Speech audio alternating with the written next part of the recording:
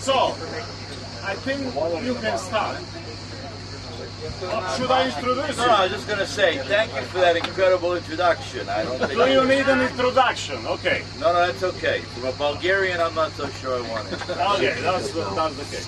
So welcome everybody on this very unique and unusual event that we have the honor to have Professor Yale Patt here with us, and he would like actually to give the lecture on the beach, but there is too much distraction, and since everybody would like to go in the water, we decided to sit here under the shade, very close to the water indeed, and listen to what... You think they're in the mood for a serious lecture? I'm sure they're in the mood for a serious lecture. So the reason that I'm doing this is in honor, I refuse to say in memory, in honor of Stamatis, who wanted to have a lecture on the beach since he first started this conference, and he could never find anyone foolish enough to agree to give a lecture on the beach. And I kept telling him, he'd say, you must come to SAMOS. I said, next year I'll come to SAMOS. We have lots of time. Unfortunately, I was wrong. As usual, he was right. And this is my first trip to SAMOS. And in his honor, then Gosha, not Gosha, Gosha is the way the Russians say it, Gosha, asked me if I would give the lecture on the beach. I said, for Stamatis, absolutely. So it's a critical lecture. I decided that I could talk about multi-core and all the stupidity associated with multi-core these days, but I don't think that this is the right environment for it. Although, if anybody has questions, and in fact, I'd like to encourage interaction. Giannis, who's really milking this cow, says we have about 40 minutes to chew up before he has the dinner ready, or the lunch, and he can't decide whether it's lunch or dinner. If you're from Sweden, it's dinner, and if you're from Spain, it's an early lunch, so, or something in between. So I thought that also, in honor of Stamatis, Stamatis was very critical, but at the same time, he would do it with good humor. I am also critical, but I don't have good humor. So if you are watching us, you'll have to forgive me for being harsh when I'm harsh. Georgi wanted a title for the talk, so I came up with, after 40 years in this business, can we fix it? Fix what? So this is now 2 months ago, and of course today there may be other topics that are even more important. And so I picked 5 items, and we'll see how far we get. And it goes like as follows. When we graduate the student, is he or she prepared for a career in computer engineering? And the obvious answer is no, which I don't even bother to ask them. I say, can we fix it? When we promote a professor to tenure, after the professor's been at the university for 6 or 7 years, is the professor prepared at that point, after tenure, to be a professor? And the answer is also no. Can we fix it? You got a question, or are you just drying your fingernails, please? Why does it take so long to become a professor in Texas? Why does it this sounds like the start of a light bulb joke. Why does it take so long to become a professor? Go ahead. This was the question. Finish my lecture. Start my lecture. What? Oh, these are all, you know, I tend to be very, very boring. And if you stand, you're likely to fall asleep and fall and hurt yourself. So if you can find a seat, you'll probably be more comfortable. If you wish to stand, you're welcome to stand. So there are places here. There's another table there. Education. Does computer engineering education work, or can we fix it? And what about research? Here, let me take you first. What is that? Why? So if I have an alcoholic drink, I will even appear more foolish than I appear without alcohol. So This is considered to you. no. You may as well take it away. In fact, if it sits here, it may fall over and spill, in which case, I'm sorry? I won't be able to tell. You're smoking a cigar. That's very painful for me, smoking it. You know about me and cigars.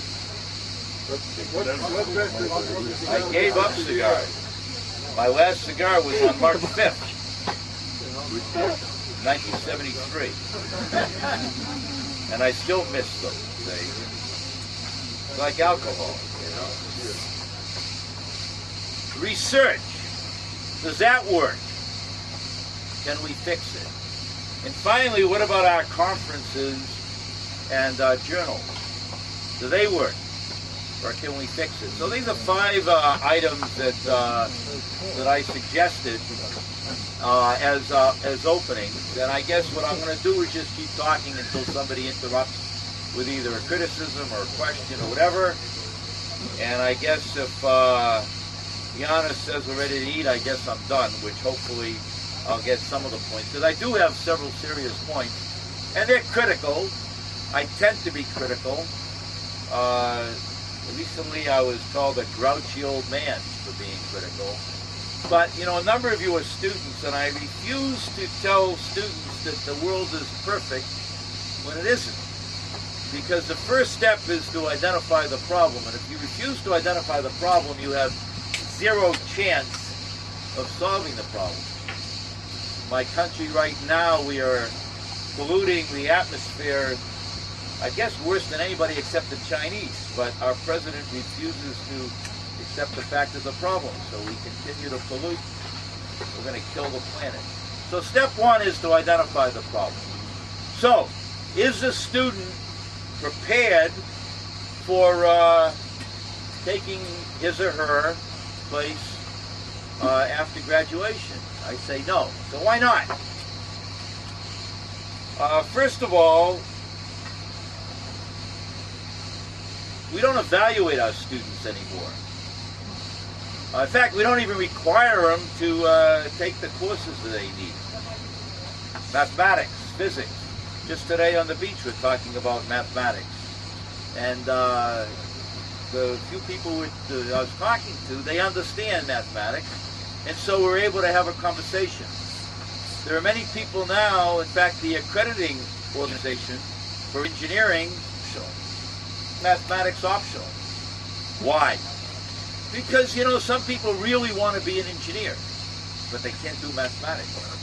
So why should you deprive an engineer from being an engineer just because he or she can't do mathematics, right? It's not that you use mathematics every day, but when you need it, you better have it. So the student graduates with no math or physics preparation. We don't evaluate the student. We start them programming in this nonsense language called Java. I just learned, You're talking my language.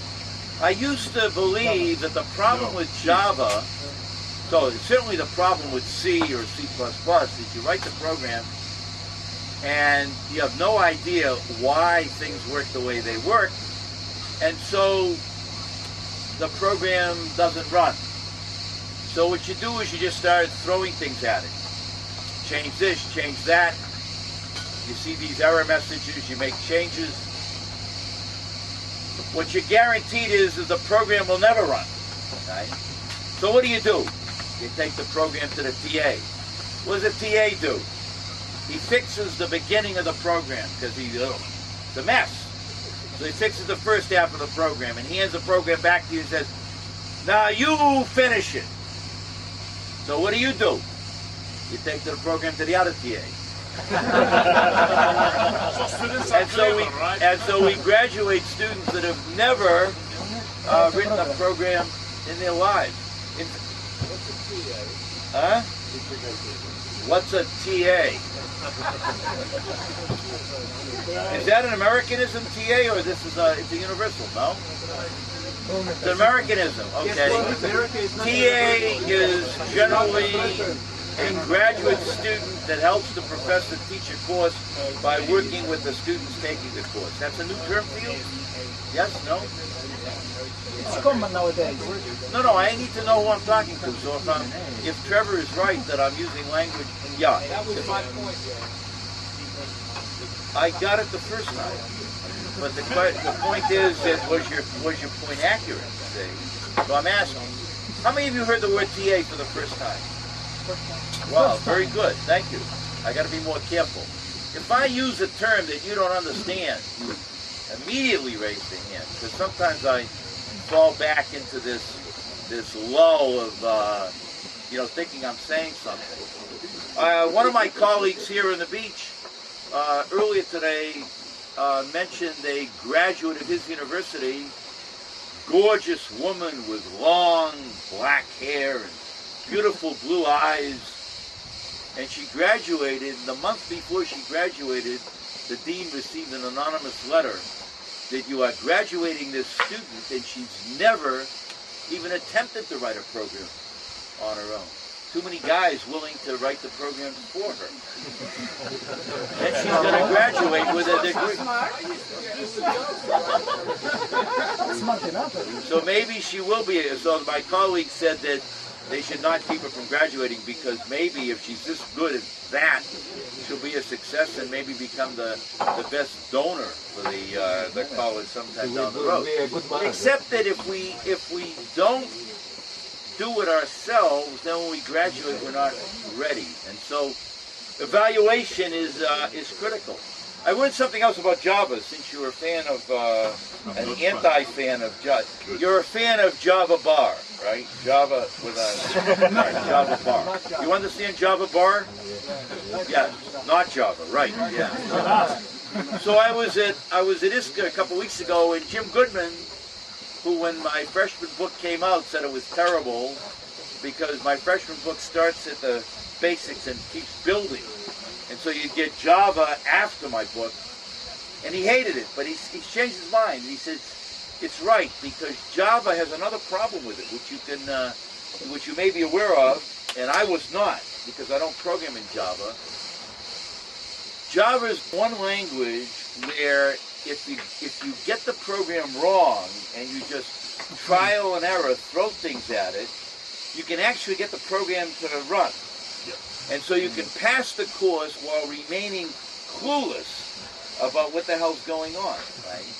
And that's a serious problem, because then if you do take the operating systems course, you have no clue whatsoever. Yeah. Another problem we have is the latest sexiness among our educators, as opposed to educators, is that people shouldn't program by themselves. They should write the program in a team, see, because it feels better writing the program in a team. The problem is the student never writes the program and graduates. And by the way, I don't care whether you're a computer architect or a software engineering person or whatever, you're going to need to be able to program. It's a tool that you need in your toolbox. Although I have colleagues at Texas in software engineering who believe software engineers don't need to know anything about programming, but that's a whole other talk. The important thing is, when the student graduates, is the student ready to take his or her place in the marketplace? Has the student been evaluated? How are we going to fix that? Has the student learned fundamentals? How are we going to fix that? There's a lot that we need to do that we are not doing because the mentality seems to be the student wants to be an engineer. The student should feel good about himself or herself, and therefore they should graduate. And it needs to be fixed, or we're graduating a collection of engineers that are worthless. What about the professor? Is the professor ready to be a professor when he or she is granted tenure? And in fact, I couple that in with this idea about research. Too many professors, what do they want to teach? They want to teach their boutique senior or graduate course. They're not contributing to the education of the students. Much of their research is garbage to start with.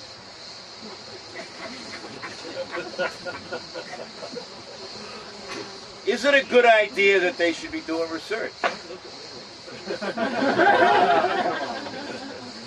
You know, one of the things I like about my colleagues is when they suffer from a guilty conscience, I don't have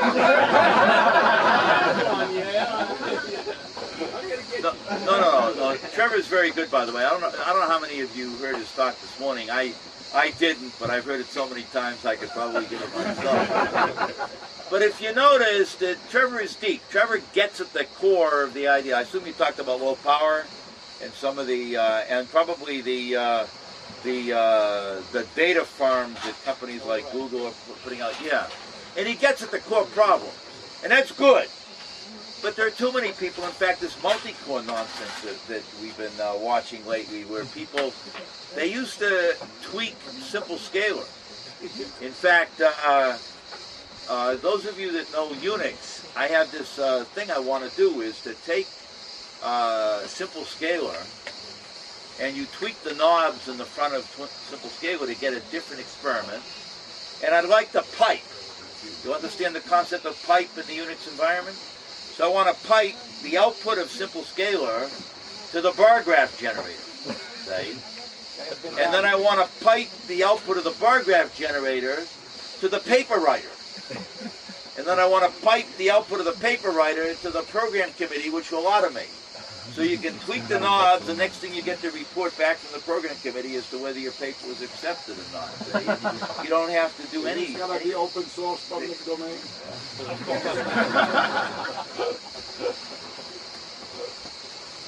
thought this had already been done at Illinois and Wisconsin. Texas. I am only a professor. I cannot speak for all the hires that the University of Texas has made. Simple Scalar had a bug in it for years. I'm going to send you that, right? Huh? I got to send you that paper. Yeah. I keep forgetting. So much to do this. But, so you remember to do this. Now, a bug in it for years, and the people using Simple Scalar, in fact, you know, we don't use Simple Scalar in my research group. We actually build a simulator from scratch, and we have a clue what's going on. So now we have people doing research, they use Simple Scalar, they have no clue what's going on. And with the bug in the simulator, the Simple Scalar simulator, they get these results. Wow, you know. It's not that they have a good idea, it's that a bug makes their results look better. What I would argue is that a professor, rather than doing lousy research, a lot of professors are not really tuned to do research, and the problem with doing lousy research is that you produce crap and you wasted time. Time that could be spent doing two things other than research. One is scholarship. In fact, I would vote for more scholarship and less research. Because if you go into a classroom, scholarship is what's important. Having some tweak or new idea that falls flat on its face. I remember giving a talk at Intel. Intel gives me a fair amount of money every year, and every so often they make me come back and say, what have I done with the money over the last several years? And so there was one meeting, and this one professor said, well, I have an idea for microarchitecture where I can resolve 25 branches in each cycle. I said, really? And the cycle time is? But no, it's like, you know, back in those days it was a 50 megahertz chip. It's nonsense, you know, resolving 25 branches in one cycle. But he was able to produce papers with this nonsense. In fact, the next speaker was Guri, and Guri got up and he was furious, livid, and he said, I'm going to tell you about our research, which has a chance of actually producing some ideas within the next 10 years. So there's a lot of research that is know, in fact, I remember one paper, what I really wanted to write on the review was continue to do research, but do us a favor when you get the paper done, just put it in the wastebasket. You know, don't make us read it and evaluate it, because there's nothing there. The problem is that if you're doing that bad research, you're taking time from doing two things that are good. One is scholarship, understanding the material that you're teaching.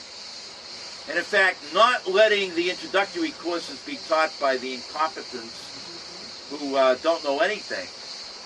The more senior the professor, the more you should be teaching the freshman courses.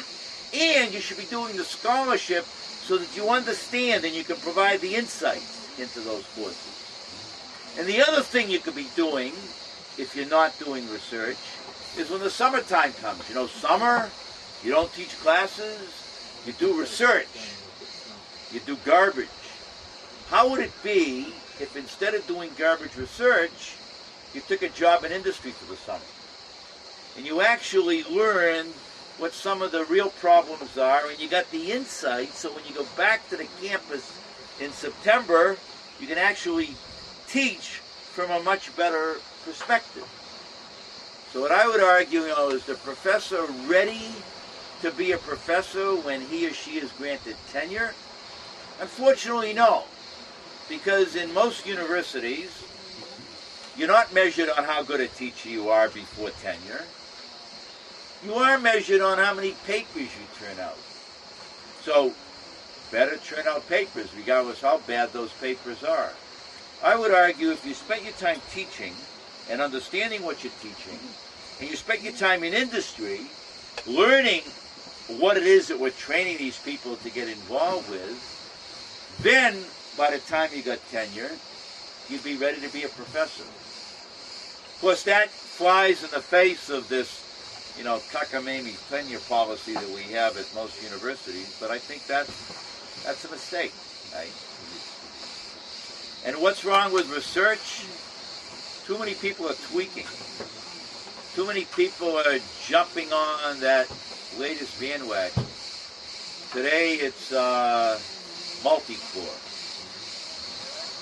You know, what do the multi-core people say? You know, ILP is dead. ILP's not dead. They point to, look, we double the number of transistors on a chip every 2 or 3 years. Lots of resources to produce higher performance chips, but we don't get the higher performance chips. We get diminishing returns. We double the transistors, we get 5% maybe if we're lucky in the chip. The ILP is dead. ILP isn't dead. What's going on is we're not using the transistors properly. We're making the L2 cache bigger and bigger, which provides performance 5%. Maybe we should be doing other things with these transistors. But it's easier to say ILP is dead. From now on, we're doing chip multiprocessor. Why? Because we have so many transistors on a chip, we can't do a serious design of a single core, so we do multiple cores. You know, we now have more than 1 billion transistors on a chip. 1 billion transistors, each core takes 50 million. I can either make a core take 1 billion, which is hard, or I can say, you know, 50 million is good enough. And I remember in the 2nd grade, I learned this thing called division.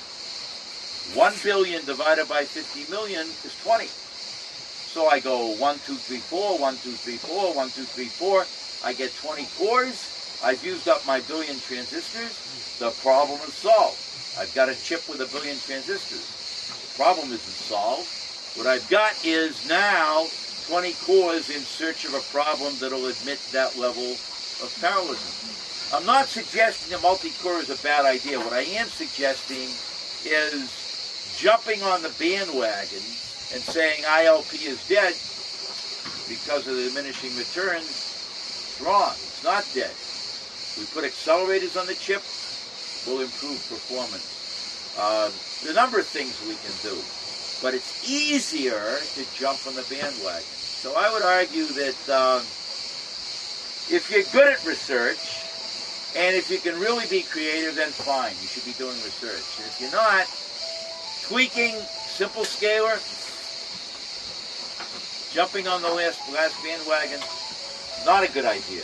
Much better to take a job in industry during the summer, study more scholarship so you can give insightful lectures, address the undergraduate courses and say, why is it that the kid isn't learning? I would argue that if the faculty who understand, and not all faculty understand, but if the faculty understand the damage that Java is doing, we would just stop teaching Java in the freshman year. It's a disaster. Yeah, go ahead. Yeah, well, good. So I'm preaching to the choir in some sense. Yeah, so those are my bullets on what we need to do about students in the education process. More math, more physics, statistics, more fundamentals. Yeah, go ahead. I have a question. So I have a colleague who is also teaching, yeah? And his position is these students nowadays, they are lazy, lots of them are not gifted enough to study, so why should I waste my time? If I have a class of 80 people, and if 4 of them are intellectually appropriate, I'm happy. So what's your opinion on that one? So should the teacher spend more time, or...? That he should take a job in a research factory and do research in a research faculty, and leave the teaching to people who don't have that attitude. First of all, it's not true that the students are lazy. Sure, some students are lazy. Motivated. Huh? They're not motivated. They're absolutely not motivated. Now, how do you motivate it? Give me an example. When I was in the 9th grade, now in the U.S., in the 9th grade, I have 10 minutes. Okay, as I said, I can go for 2 hours. I already told Giannis I can go for 2 hours. He said, no, go for 45 minutes. When I was in the 9th grade, I had so in the U.S., you teach a course called Algebra 1 in the 9th grade. It's very simple algebra. 5x plus 7 equals 10. You know, solve for x. 2y minus 15 equals 3. You solve for y. And the teacher, my 9th grade teacher, in fact, she impresses me to this day. The wife of a Lutheran minister, I would have thought she would have been more, abiding by the rules. She assigned the class 50 of these things for homework. And the next day, you're supposed to turn them in. What do you got? Ouzo? If I drink Ouzo, there's only 10 minutes left. Say much better things. Whoa. Giannis, you have to understand. When I want your opinion, I'll give it to you. I'm sorry I interrupted, but I know you talk so nice and everybody's listening to you. As first of all, as I respect. And I have to tell you one thing. I have never been to school. You've never been to school. I have never That been is never. And indeed, most people are not talented enough to be successful without going to school. 7 languages. No school. 4 more minutes. I'm sorry, I give up. The woman is You give me 5 minutes. She assigned 50 problems to do and turn in the next day. And I'm a guy. Guys don't do homework, especially not in the 9th grade. So I did the first one, wrote down the answer. I did the second one, wrote down the answer. I did the third one, wrote down the answer. What am I doing? So the next day I handed in the paper. What did she give me for a grade? 50 problems. I gave her the answer for 3 of them. What did she give me for a grade? 100%. She was smart enough to recognize that I didn't need to do the other 47. Right? The reason why this guy thinks that the students are not motivated is either he's not giving meaningful lectures, he's giving lots of work which is tedium rather than serious work. I've never found a student, that true, never is a harsh word. I have rarely found a student who wasn't willing to work hard, work his or her ass off, if they were learning. This business of lazy students, I don't buy it. And I see my experience in the university. I don't buy it. You know? I just got through teaching my graduate course, and my evaluation is up here someplace. And the students are also asked to rate the workload in the course, and you get excessive, heavy, neutral, light, or workload, question mark, you know.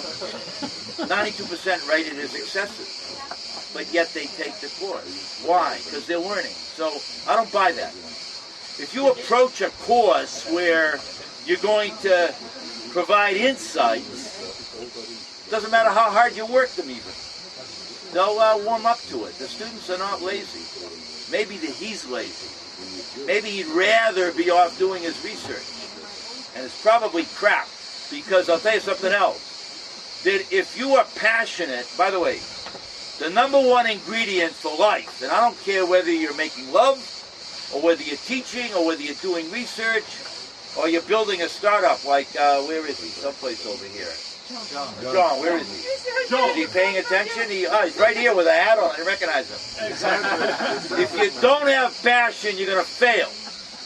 Period. So what's important is passion. And if you're providing the insights and providing the passion, how can you be serious and passionate about your research if you don't want to imbue in your students that same passion?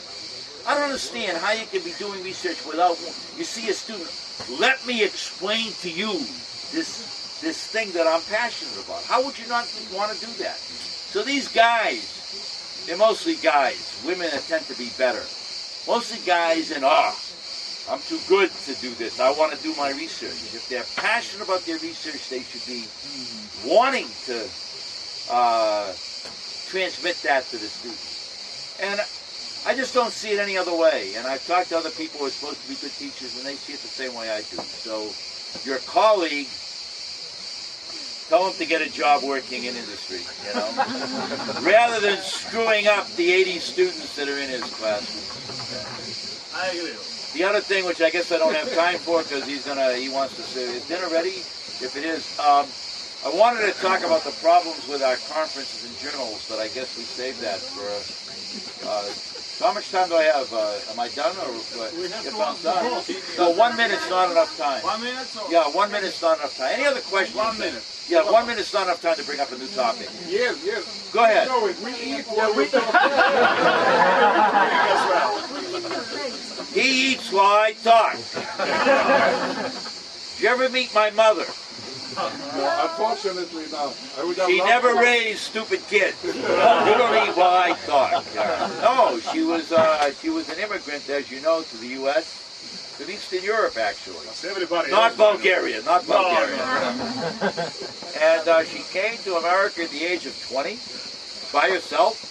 She told her parents, I am going to America.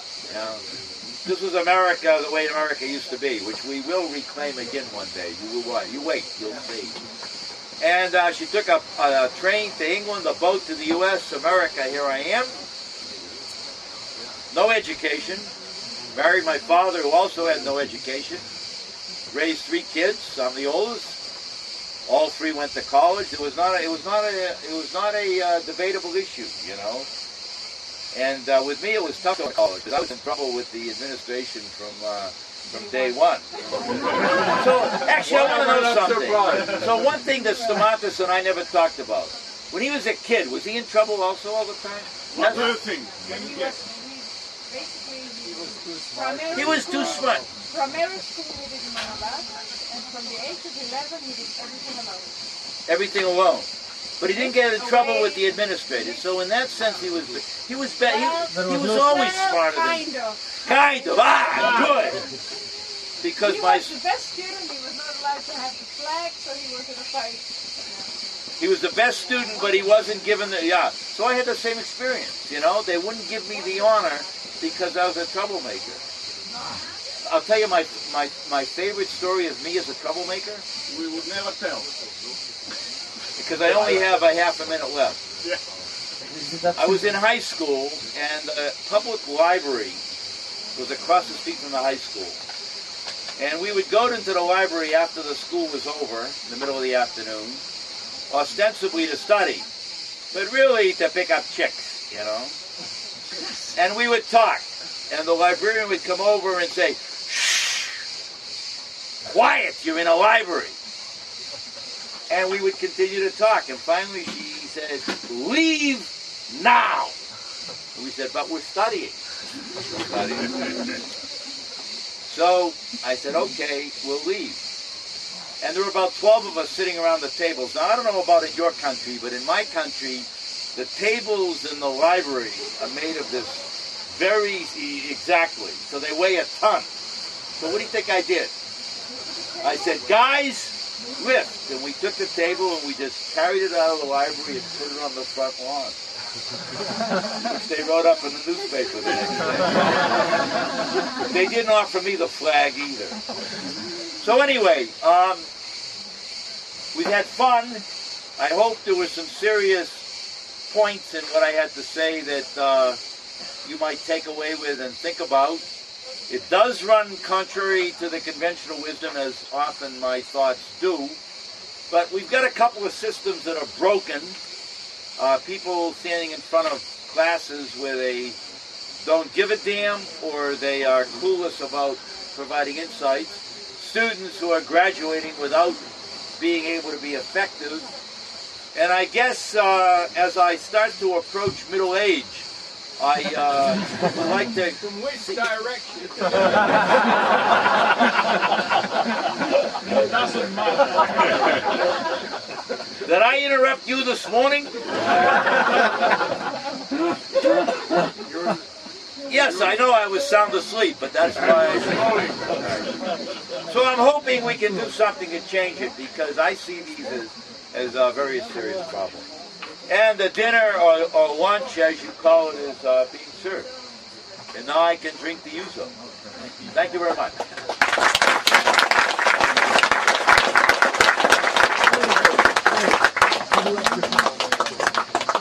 Is that seat taken or not? No, yeah.